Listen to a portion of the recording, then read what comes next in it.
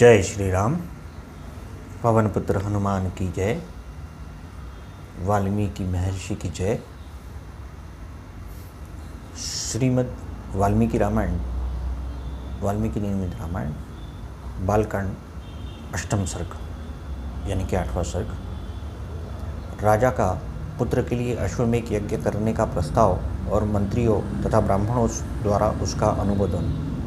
संपूर्ण धर्म को जानने वाले महात्मा दशरथ ऐसे प्रभावशाली होते हुए भी पुत्र के लिए सदा चिंतित रहते थे।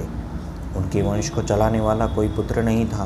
उनके बिना चिंता करते करते बिना उन महामनस्वी नरेश के मन में यह विचार आया कि मैं पुत्र प्राप्ति के लिए अश्वमेध यज्ञ का अनुष्ठान क्यों न करूं।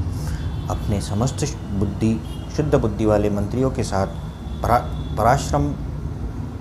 परामर्शपूर्वक यज्ञ करने का ही निश्चित विचार करके उन महातेजस्वी बुद्धिमान तथा धर्मात्मा राजा ने सुमंत से कहा, मंत्रीवर, तुम मेरे समस्त गुरुजनों एवं पुरोहितों को यहाँ शीघ्र बुला लो। तब शीघ्रपूर्वक पराक्रम प्रकट करने वाले सुमंत तुरंत जाकर समस्त वेद विद्या के पारंगत मुनियों को वहाँ बुला लाए। सुयज्ञ, वामदेव, जाबाली, काश्यप, कुल पुरोहित वशिष्ठ तथा जो श्रेष्ठ ब्राह्मण थे, उन सब की पूजा करके धर्मात्मा दशरथ ने धर्म और अर्थ से युक्त यह मधुर वचन कहा, महर्षियों, मैं सदा पुत्र के लिए विलाप करता हूँ। उसके बिना इस राज्य आदि से मुझे सुख नहीं मिलता।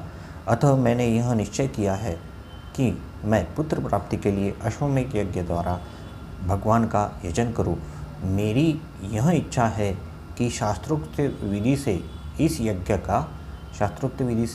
का अनुष्ठान करूं। अतः किस प्रकार मुझे मेरी मनोवांछित वस्तु प्राप्त होगी, इसका विचार आप लोग यहाँ करें। राजा के ऐसे कहने पर वशिष्ठ आदि सब ब्राह्मणों ने बहुत अच्छा कहकर मुख से कहे हुए पूर्वोक्त वचनों की प्रशंसा की।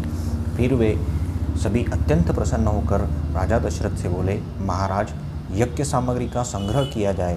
भूमंडल में भ्रमण के लिए यज्ञ संबंधी अश्व छोड़ा जाए। सरयू के उत्तर तट पर यज्ञ भूमि का निर्माण किया जाए। तुम यज्ञ द्वारा सर्वथा अपनी इच्छा के अनुरूप पुत्र प्राप्त कर लोगे, क्योंकि पुत्र के लिए तुम्हारे हृदय में धार्मिक बुद्धि का उदय हुआ है। ब्राह्मणों का यह कथन सुनकर राजा बहुत संतुष्ट हुए। हर्ष से उनके नेत्र चंचल हो उठे।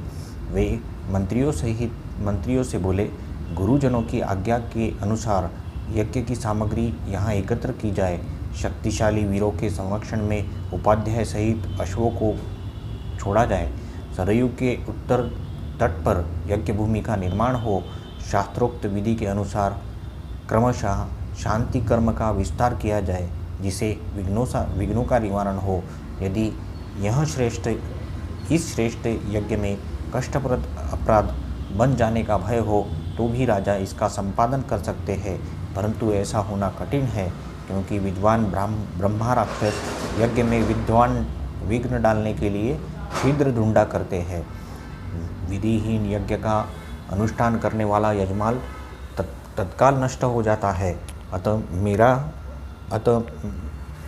अतः मेरा यह यज्ञ किस प्रकार विधिपूर्वक संपन्न हो, वैसा उपाय किया जाए। तुम सब लोग ऐसे साधन प्रस्तुत करने में समर्थ हो। राजा के द्वारा सम्मानित समस्त पूर्ववत वचनों को सुनकर बोले, बहुत अच्छा, ऐसा ही होगा।